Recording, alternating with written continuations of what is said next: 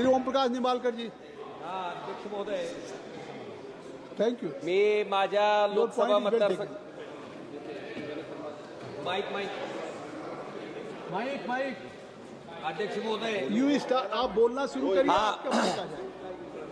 मैं मेरे लोकसभा चुनाव क्षेत्र का एक विधानसभा चुनाव क्षेत्र है तुलजापुर, वहां की सिर्फ एक बात आपके समक्ष रखना चाहता हूं. अध्यक्ष महोदय, आरोनी म्हणजे निवडणूक निर्णय अधिकाऱ्यानं त्या ठिकाणी आयडेंटिफाय केलं की 6000 बोगस मतदान त्या ठिकाणी नोंदवले गेलेत. आरोनी जाऊन FIR रजिस्टर केला आणि हा गुन्हा नोंद होऊन जवळपास आता 1 वर्ष होत आलंय, पण याच्यामध्ये कुठल्याही प्रकारचा तपास झालेला नाही. तुळजापूर विधानसभा मतदारसंघामध्ये एका मतदारसंघात 6000 बोगस नावं त्या ठिकाणी नोंदली गेली होती. ज्या मोबाईलवरनं OTP पाठवले होते ते पोलिसांकडे आहेत.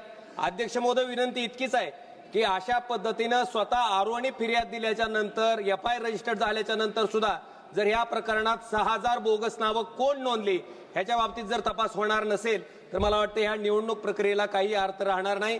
आणि अध्यक्ष महोदय, फक्त एकच गोष्ट मला सांगायची की जे मुख्य निवडणूक आयुक्त त्या ठिकाणी निवडले जातात त्याच्यामध्ये पंतप्रधान महोदय, विरोधी पक्षनेता आणि त्या ठिकाणी सरन्यायाधीश असं त्या ठिकाणी स्ट्रक्चर होतं. सर, माझी इतकीच विनंती आहे की पूर्वीप्रमाणे असं स्ट्रक्चर त्या ठिकाणी असणं गरजेचं आहे जेणेकरून निवडणूक आयुक्त जो आहे तो त्या ठिकाणी पारदर्शक पद्धतीने काम करेल. धन्यवाद अध्यक्ष.